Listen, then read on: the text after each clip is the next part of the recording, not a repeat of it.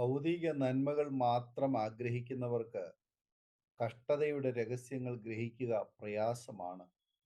ക്രൂശിതനായ യേശു യഹൂദന്മാർക്ക് ഇടർച്ചയും പുറജാതികൾക്ക് ഭോഷത്വവുമായിരുന്നു. ഞങ്ങളോ ക്രൂശിക്കപ്പെട്ട ക്രിസ്തുവിനെ പ്രസംഗിക്കുന്നു.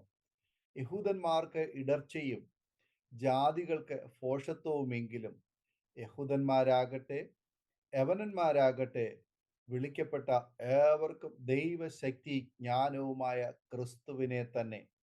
1 കൊരിന്ത്യർ 1:23-24 വചനങ്ങൾ.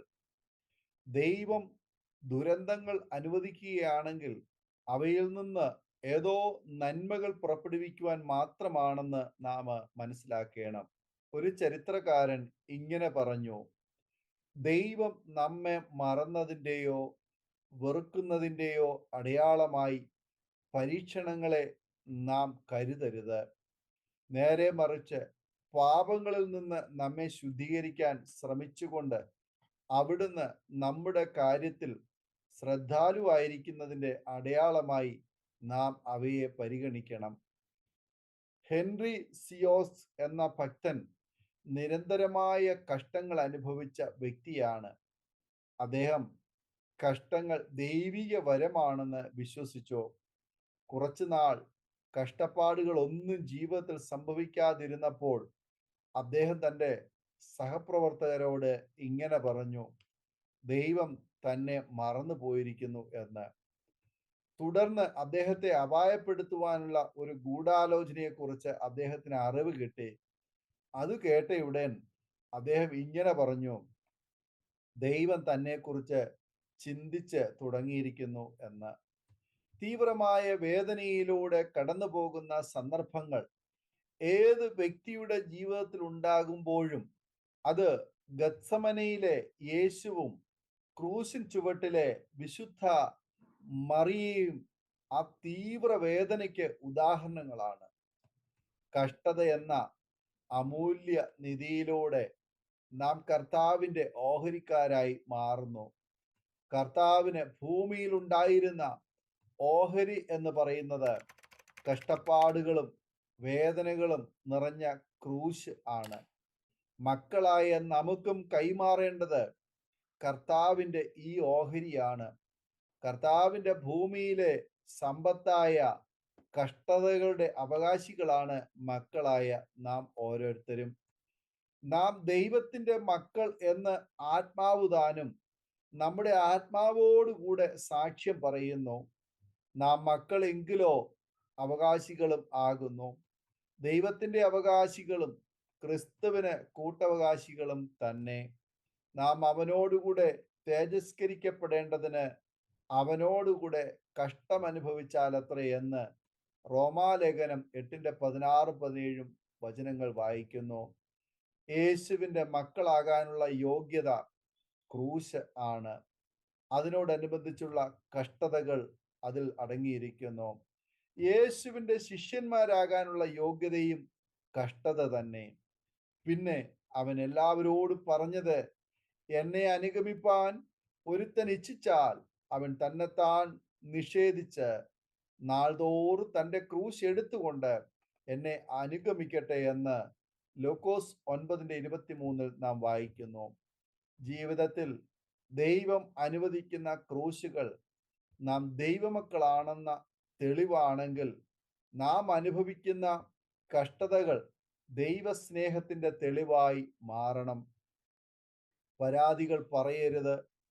ദൈവത്തിന് ഒരു പാത്രം ശ്രേഷ്ഠമായോ ഹീനമായോ പണിയുവാൻ അധികാരമുണ്ട്. നമ്മെ മെനയുന്നത് ദൈവമാണ്. ഒരു കുശവന് പാത്രം എങ്ങനെ വേണമെങ്കിലും മെനയാവുന്നതാണ്. അയ്യോ മനുഷ്യ, ദൈവത്തോട് പ്രത്യുത്തരം പറയുന്ന നീ ആർ? മനഞ്ഞിരിക്കുന്നത് മനഞ്ഞവനോട് നീ എന്നെ ഇങ്ങനെ ചമച്ചത് എന്ത് എന്ന് ചോദിക്കുമോ? അല്ല, കുശവന് അതേ പിണ്ടത്തിൽ നിന്ന് ഒരു പാത്രം മാനത്തിനും മറ്റൊരു പാത്രം അപമാനത്തിനും ഉണ്ടാക്കുവാൻ മണ്ണിന്മേൽ അധികാരം ഇല്ലയോ? റോമാലേഖനം 9:20-21 വചനങ്ങൾ. കഷ്ടതകളെ നാം സന്തോഷത്തോടെ സ്വീകരിക്കുക. കഷ്ടതകൾ അമൂല്യ നിധിയാണ്. അവ ദൈവം തന്നെ സ്നേഹിക്കുന്നവർക്ക് നൽകുന്ന വരങ്ങൾ ആണ്. ക്രിസ്തുവിൽ വിശ്വസിപ്പാൻ മാത്രമല്ല, അവനു വേണ്ടി കഷ്ടമനുഭവിപ്പാനും കൂടെ നിങ്ങൾക്ക് വരം നൽകിയിരിക്കുന്നു എന്ന് ഫിലിപ്പിയ ലേഖനം 1:29 നാം വായിക്കുന്നു. ഈ വരം സന്തോഷത്തോടെ പൗലോസ് അപ്പോസ്തലൻ സ്വീകരിച്ചു. ഇപ്രകാരം പറഞ്ഞു: അതുകൊണ്ട് ഞങ്ങൾ അധൈര്യപ്പെടാതെ, ഞങ്ങളുടെ പുറമേയുള്ള മനുഷ്യൻ ക്ഷയിച്ചു പോകുന്നു എങ്കിലും ഞങ്ങളുടെ അകമേയുള്ളവൻ നാൾക്ക് നാൾ പുതുക്കം പ്രാപിക്കുന്നു. നൊടിനേരത്തേക്കുള്ള ഞങ്ങളുടെ ലഘുവായ കഷ്ടം അത്യന്തം അനവധിയായി തേജസ്സിന്റെ നിത്യഘനം ഞങ്ങൾക്ക് കിട്ടുവാൻ ഹേതുവാകുന്നു.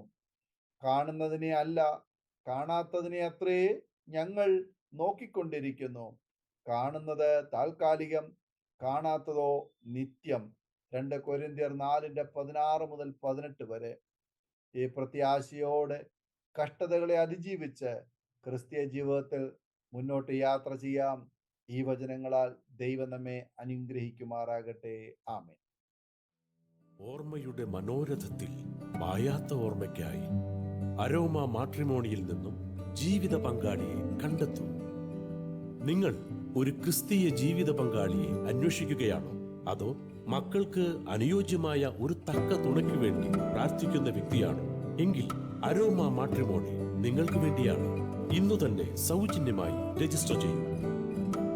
അരോമ മാട്രിമോണിയുടെ പ്രത്യേകതകൾ: രജിസ്ട്രേഷൻ തികച്ചും സൗജന്യം. ലോകത്തെവിടെയുമുള്ള അനുയോജ്യമായ ക്രിസ്തീയ ജീവിത പങ്കാളിയെ തിരഞ്ഞെടുക്കാം. വിവാഹം നടക്കുന്നതുവരെ സർവീസ് ലഭിക്കുന്നു.